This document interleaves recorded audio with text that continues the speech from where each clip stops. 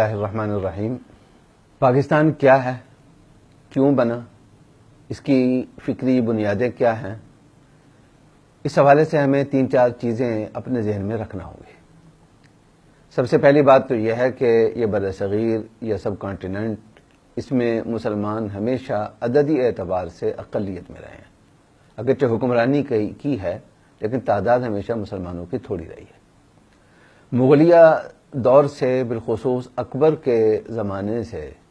یہاں کے مسلمانوں میں ایک احساس ابھرنا شروع ہوا، اور وہ مسلم شناخت کے تحفظ کا احساس تھا کہ کہیں ایسا نہ ہو کہ یہاں کے ایک ہندو ماحول میں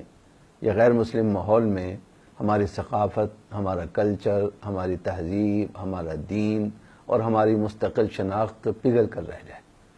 مجدد الفسانی رحمہ اللہ کی تعلیمات کو ہم دیکھیں، ان کی جد و جہد کو دیکھیں تو اس میں یہ چیز ہمیں بہت نمایاں نظر آتی ہے۔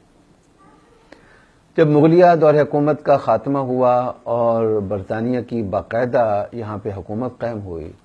تو اس کے بعد مسلمانوں میں ایک دوسرا احساس پیدا ہوا، اور وہ مسلمانوں کے حقوق کا احساس تھا۔ اس لیے کہ نئے دور میں جو مسلمانوں میں تعلیم یافتہ طبقہ تھا، پڑھا لکھا طبقہ تھا، علماء تھے، ان کو تو ان پڑھ اور جاہل قرار دے دیا گیا، اور ہندو آگے بڑھنے لگا، اس کو مواقع زیادہ ملنے لگے، تو مسلمانوں میں اپنے حقوق کے حوالے سے ایک بیداری پیدا ہوئی۔ اس کے بعد بالخصوص دوسری جنگ عظیم کے بعد عالمی سطح پر جو حالات پیدا ہوئے اور عالم اسلام جس طرح سے تتر بتر ہونا شروع ہوا، مسلمانوں کی نظریں خلافت عثمانیہ پر تھیں، اگرچہ وہ برائے نام تھی، بہت کمزور تھی، لیکن جیسا کا بھی وجود تھا اس کا بھی خاتمہ ہو گیا۔ تو اس کے اثرات جہاں عالم اسلام کے باقی حصوں پہ پڑ رہے تھے، وہیں بر صغیر کے مسلمانوں کی سوچ اور فکر پر بھی اس کے اثرات مرتب ہو رہے تھے۔ تو یہاں سے ایک تیسرا احساس مسلمانوں میں پیدا ہوا، اور وہ احساس تھا پوری دنیا میں عالمی سطح پر ہمارا بطور امت کے کیا کردار ہوگا۔ عالم اسلام کی وحدت کا سوال، عالم اسلام کی بقا کا سوال،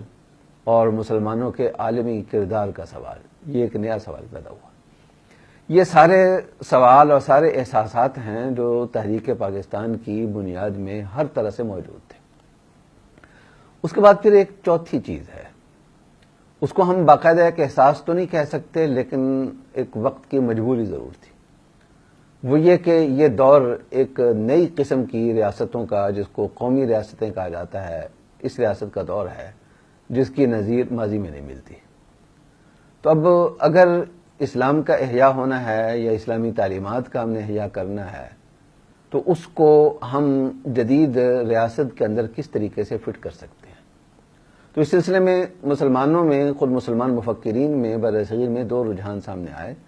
ایک تو یہ کہ ہمیں جدید قومی ریاست کے ساتھ اس انداز سے کمپرومائز کر لینا چاہیے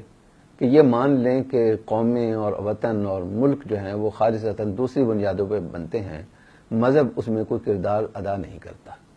ایک رائے یہ برصغیر میں مسلمانوں کی تھی، لیکن قائد اعظم علیہ الرحمہ کی قیادت میں اور علامہ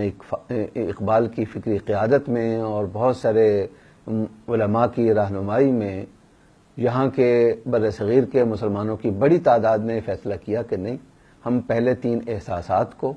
اور ہر سطح پر، ہر شعبے میں اسلامی تعلیمات پر عمل درآمد کو بھی ساتھ لے کر چلیں گے، اور جو ایک امر واقعہ ہے کہ ہم جدید قسم کی ریاستوں کے ماحول میں رہ رہے ہیں، ہم اس کے ساتھ اس کا کسی نہ کسی طریقے سے تطبیق کا راستہ بھی نکالیں گے، جس میں قرارداد مقاصد ایک بڑی اہم دستاویز ہے۔ یہ 4 چیزیں ہیں جو پاکستان کی فکری بنیادیں بنتی ہیں۔ ان 4 میں سے کسی چیز کو بھی اگر ہم الگ کر دیں تو پاکستان ادھورا رہ جاتا ہے۔ اگر ہم یہ چاہیں کہ مغلیہ طرز کی کوئی بادشاہت قائم کر کے اس کو ہم اسلامی خلافت کا نام دے دیں، ظاہر ہے کہ اس دور میں یہ بھی ممکن نہیں ہوگا۔ اگر ہم یہ کہہ دیں کہ مسلم شناخت کے سوال سے ہم دستبردار ہو جائیں، یہ کہہ دیں کہ ہم عالم اسلام اور امت مسلمہ کے احساس سے دستبردار ہو جائیں، مسلمانوں کے حقوق کے احساس سے دستبردار ہو جائیں، ان میں سے کوئی چیز بھی ایسی نہیں ہے جس سے دستبردار ہوا جا سکے۔ کسی چیز سے بھی دستبردار ہوں گے تو وہ پاکستان کو فکری طور پر ادھورا کرنے کی بات ہوگی۔ البتہ ہم ان ساری چیزوں کو لے کر آگے کیسے بڑھ سکتے ہیں؟ اس کے لیے اندرونی طور پر ہمیں امن و امان کی ضرورت ہے، ہمیں اندرونی وحدت کی ضرورت ہے، ہمیں اندرونی فکری یکجہتی کی ضرورت ہے، تنوع کے ساتھ یکجہتی بھی ہو، اور اندرونی طور پر ہمیں معاشی استحکام کی ضرورت ہے۔ ہم اندر سے اپنے گھر کو جتنا مضبوط کر لیں گے اتنا ہی ہم ان 3-4 عناصر کو ایک ساتھ لے کر چلنے کے قابل ہوں گے، اور جتنے ہم کمزور ہوں گے ہماری مجبوری ہوگی کہ کچھ وقت کے لیے ان میں سے ایک سوال کے بارے میں ہم خاموش ہو جائیں، لیکن وہ خاموشی عارضی تو ہو سکتی ہے، مستقل طور پر ان میں سے کسی چیز کو بھی پاکستان کے تصور سے الگ نہیں کیا جا سکتا۔